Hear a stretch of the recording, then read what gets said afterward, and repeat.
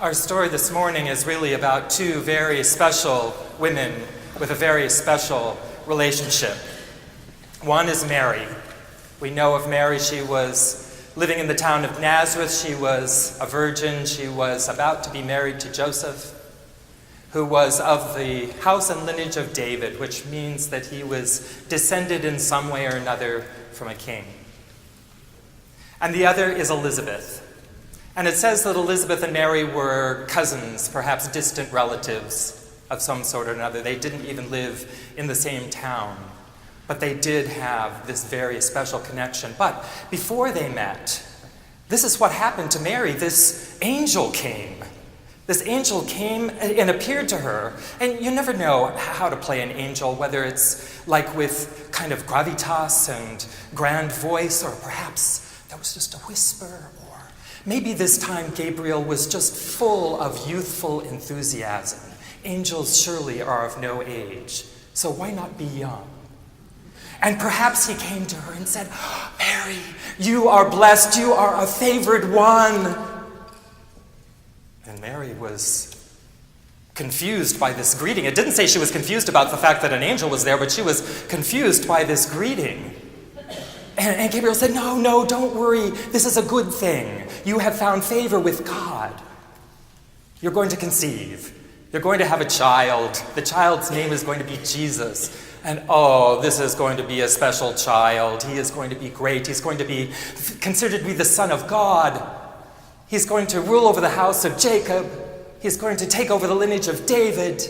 And his kingdom will have no end.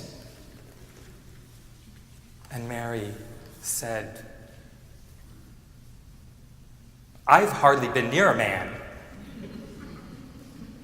How is this going to happen?" And Gabriel said, with just a little bit of lack of detail, "The Holy Spirit is going to come over you. God is going to overshadow you. And because of that, this child is going to be born, will be blessed. This is the Son of God."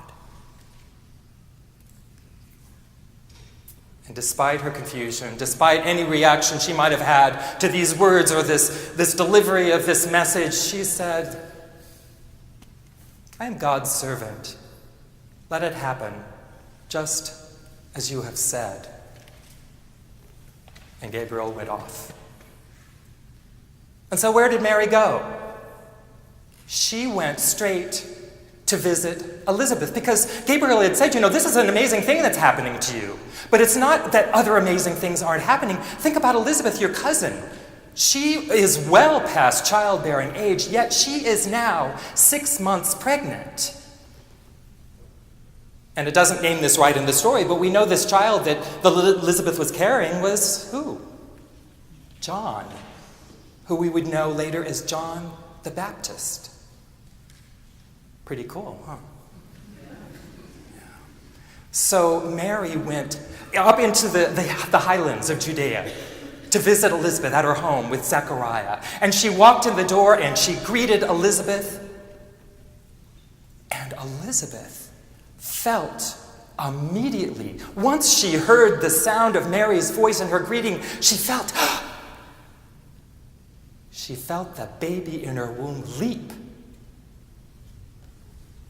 And the story says that she just kind of blurted out, "You are blessed among women. This child is blessed too. I am so lucky that the mother of God is in my house.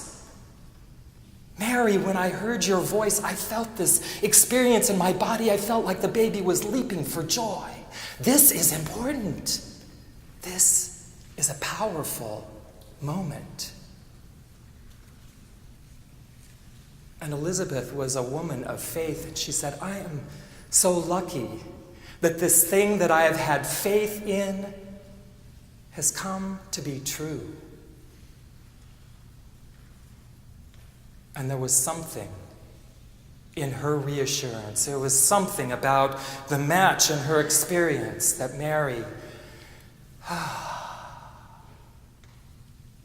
could accept this new reality. and she broke out into singing.